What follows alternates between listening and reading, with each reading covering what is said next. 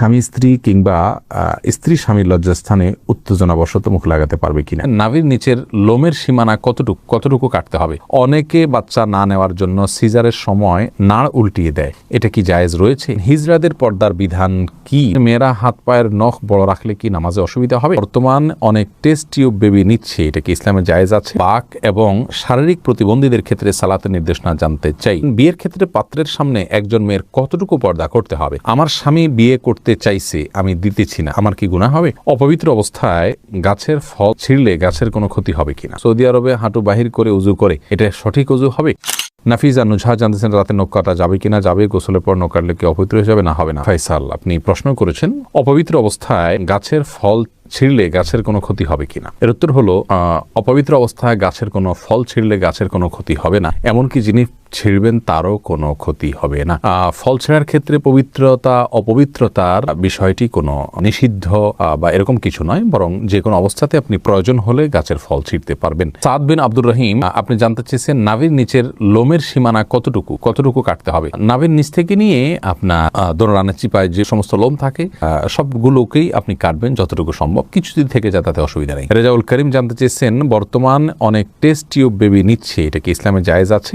Test tube baby, এটাতে ইসলামের মৌলিক নির্দেশনা হলো যদি স্বামী স্ত্রীর বীর্য এবং শুক্রাণু থাকে এবং আরো কিছু শর্ত আছে, সেক্ষেত্রে মৌলিকভাবে এটি জায়েজ রয়েছে যদি নিরুপায় ব্যক্তি হয় তার জন্য। জাকির কাজী জানতে চেয়েছেন কোন কারণে কবর পরিবর্তন করার বিধান কি? কবর পরিবর্তন করা যেতে পারে বিশেষ কোনো কারণে, আপনার কবরের উপরে হয়তো কোনো গৃহ বা মসজিদ সম্প্রসারণ করতে হচ্ছে, তাহলে সেক্ষেত্রে কবরে যিনি শায়িত আছেন তার ধ্বংসাবশেষকে কোনো একটা ব্যাগে বা কিছুতে নিয়ে অন্য সাধারণ কবরস্থানে একটা কবর দাফন করে দেওয়া, এটা বিধিবদ্ধ, এটা নাজায়েজ বা গুনাহের কোনো কাজ নয়। তবে সেটা একান্ত প্রয়োজন হলে তখন যে কোনো হেনতন অজুহাতে এরকম করা যাবে না, এটা কবরের বাসীর প্রতি অসম্মান প্রদর্শন হবে সেক্ষেত্রে। তানজিন মিষ্টি জানতে চেয়েছেন মেয়েরা হাত পায়ের নখ বড় রাখলে কি নামাজে অসুবিধা হবে? নামাজ হয়ে যাবে যদি আপনি নখের ভেতরে চিপায় পানি পৌঁছাতে পারেন, তাহলে সেক্ষেত্রে নামাজ হয়ে যাবে, নামাজের কোনো সমস্যা নেই। তবে যদি ব্যাপারটি এরকম হয় যে নিচে পানি পৌঁছাচ্ছে না, অতিরিক্ত হওয়ার কারণে ময়লা জমে যাচ্ছে, তাহলে সেটা একে তো অনুচিত, দ্বিতীয়ত হলো যদি পানি না পৌঁছে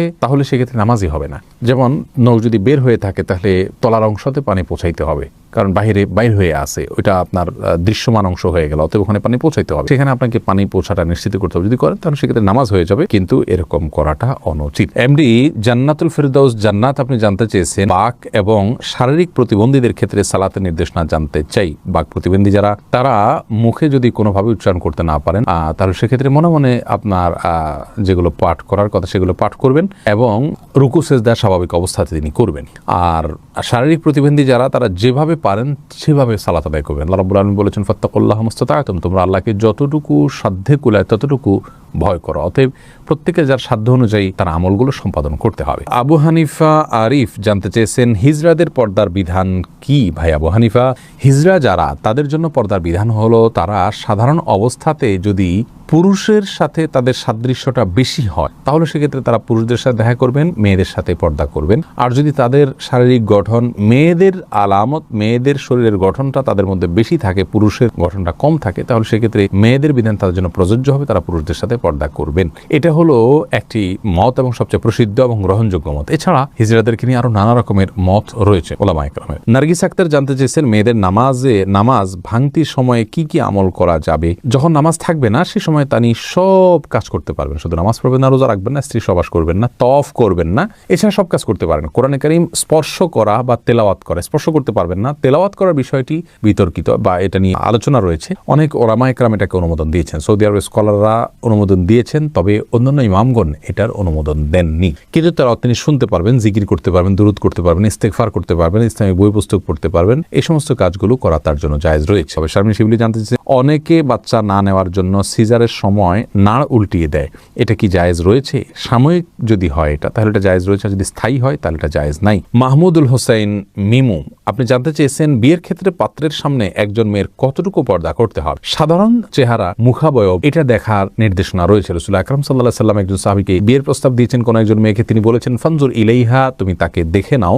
অন্য এক বর্ণায় আসছে তিনি বলেছেন ফাইন্না ফি আয়ুনিল আনসারি, সেই আনসারি মেয়েকে বিয়ের প্রস্তাব করেছেন মুহাজির সাহাবী, তখন বলেছেন আনসারীদের চোখে একটু অসুবিধা আছে, অর্থাৎ ঘোলাটে ভাব বা কিছু একটা আছে আঞ্চলিক, তখন তিনি বলেছেন যে তুমি দেখে নাও, তোমার ভালো লাগে তুমি করো। তো এখান থেকে বোঝা যায় যে সাধারণ যে অঙ্গগুলো আছে, হাত পা মুখ, এগুলো দেখবে। এর বাইরে এই প্রকাশ্য অঙ্গ ছাড়া তার অন্য কোনো অঙ্গ দেখতে যাবে না। চুল, মাথার চুল দেখতে পারে, এই জাতীয় বিষয়গুলো দেখবে, বাহ্যিক যে অঙ্গগুলো থাকে সেগুলো। মাহমুদুল্লাহ এই আইডি থেকে আপনি জানতে চেয়েছেন, আমার স্বামী বিয়ে করতে চাইছে, আমি দিতেছি না, আমার কি গুনাহ হবে? তাহলে পুরুষ আইডি থেকে কোনো বোন হয়তো প্রশ্ন করেছেন। দেখুন, আপনার স্বামী যদি বিয়ে করতে চান আর আপনি তাকে বিবাহ করতে না দেন, যৌক্তিক কারণে যদি মানা করেন তাহলে তো ঠিক আছে। যেমন স্বামীর সেরকম আর্থিক সক্ষমতা নেই, শারীরিক সক্ষমতা নেই, বিবাহ করার মতো পরিবেশ তার জন্য নেই, তাহলে সেক্ষেত্রে আপনি বাধা দিতে পারেন। কিন্তু সেগুলো যদি তার থাকে তাহলে সেক্ষেত্রে আপনার জন্য বাধা দেওয়া উচিত নয়। তবে হ্যাঁ, এই কারণে আপনার গুনাহ হবে আমি সেটা বলবো না। বাধা আপনি দিতে পারেন এই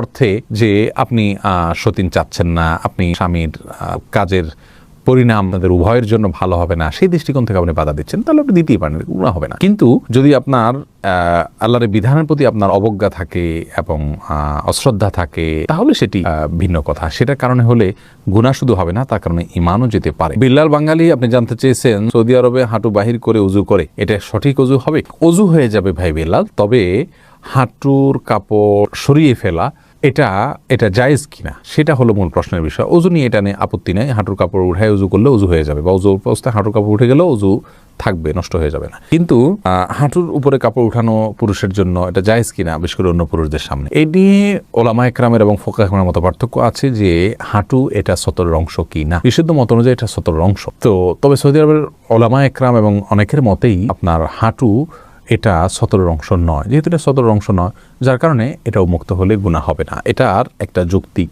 ব্যাখ্যা এবং কারণ তাদের কাছে আছে, যার কারণে সেটাকে আমরা খারাপ সেন্সে দেখব না। তবে হ্যাঁ, একজন মুসলিমের জন্য যথাসম্ভব লাজ, লজ্জা এবং আপনার এই জাতীয় বিষয়গুলোর প্রতি খেয়াল রাখা উচিত, যাতে করে অন্যের সামনে তার ব্যক্তিত্ব রক্ষা হয়। ওসমান ইবনে আফফান রাদিয়াল্লাহু তাআলা আনহুর পায়ের গোছা পর্যন্ত কখনো দেখা যেত না। তিনি এতটা নিজেকে সংযত রাখতেন এবং কাপড় চোপড়ে আবৃত্তি করে রাখতেন। এটা এক ধরনের ভদ্রতা। যাই হোক, শরীয়তের বিধানের কথা বলতে গেলে যেহেতু একটা শরঈ ব্যাখ্যা রয়েছে তাদের কাছে, যার কারণে সেটাকে আমরা হারাম বা গুনাহ বলতে পারবো না। তারিয়া আলম আপনি জানতে চেয়েছেন, কেউ বদদোয়া করলে এই বদদোয়া কাটানোর জন্য কি করতে হবে? বদদোয়া কাটানোর কোনো সিস্টেম নেই। আল্লাহর কাছে ইস্তেগফার করবেন এবং চেষ্টা করবেন ভালো পথে থাকার জন্য, আল্লাহর কাছে আশ্রয় চাইবেন। এনাম জানতে চেয়েছেন, চিরকুমার থাকা কি জায়েজ আছে? না, চিরকুমার থাকা জায়েজ নাই, যদি কেউ এটাকে সওয়াবের কাজ মনে করেন। হ্যাঁ, দিনের কোনো কাজ, বড় কোনো দায়িত্ব পালন করতে গিয়ে, দিনের জ্ঞান অর্জন করতে গিয়ে তিনি বিয়ে করার সুযোগ পাচ্ছেন না, তাহলে সেটা তার জন্য জায়েজ রয়েছে, এইটুকু বলা যেতে পারে। তবে রাসূল করিম সাল্লাল্লাহু আলাইহি সাল্লাম বিবাহ না করে থাকার বিষয়টিকে সমালোচনা করেছেন এবং তিনি বলেছেন যে তোমরা বিবাহ করো, বিবাহ আমার সুন্নাহর অন্তর্ভুক্ত। এই জন্য বিবাহ করে, সংসার করে, তার ফাঁকে ফাঁকে ইবাদতবন্দি করে ইলম শেখা, সেটা হলো উচিত এবং উত্তম। রিজওয়ানুর রহমান হৃদয় জানতে চেয়েছেন, স্বামী স্ত্রী কিংবা স্ত্রী স্বামীর লজ্জাস্থানে উত্তেজনাবশত মুখ লাগাতে পারবে কিনা? এটা ঘৃণ্য কাজ ইসলামী শরীয়তে। এটি আর কিছু না হলেও মাকরুহ, কমপক্ষে হারাম সরাসরি না হলেও মাকরুহ, অপছন্দনীয় কাজ। এরপরে এমডি জাকির জানতে চেয়েছেন, দোকানে কি বিড়ি সিগারেট বিক্রি করা সম্পর্কে ইসলাম কি বলে? যদিও আমরা খাই না, আমরা বলেছি এই বিষয়ে একটা ভিডিও ক্লিপে। দোকানে বিড়ি সিগারেট রেখে বিক্রি করলে সেই উপার্জিত অর্থ আমাদের জন্য হালাল হবে না। যদি কেউ দোকানে বিড়ি সিগারেট না রেখে দোকানদারি করতে পারেন, সেটা হবে সবচেয়ে ভালো। আর যদি এটা না রেখে তিনি তার কোনো উপায় না থাকে, তাহলে সেক্ষেত্রে এইটার উপার্জনের টাকাটাকে তিনি আলাদা করে রাখবেন, সেটা তিনি ভক্ষণ করবেন না এবং সেটা তিনি দান করে দিবেন সওয়াবে নিয়ত করা ছাড়া। এটা হলো তার নিষ্কৃতির উপায়। আর সাধারণ অবস্থাতে বিড়ি সিগারেট বিক্রি করা জায়েজ নেই, কারণ এটা অন্যায় কাজে সহযোগিতা করার শামিল।